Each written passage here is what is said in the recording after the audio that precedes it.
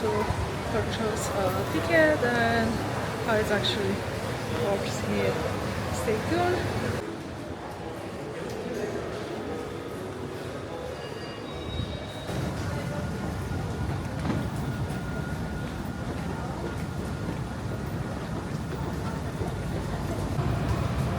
Using metro here in Dubai is really convenient. It's super easy and very affordable, very cheap actually. This is a Noel car. You can buy it at any metro station and you will use just this if you want to use metro or any buses here in Dubai. It's just for Dubai, it's not working in other Emirates, so that's just for Dubai. I am going to top up that with some money, and usually you spend like 3 dirhams per one way. It depends how long it takes.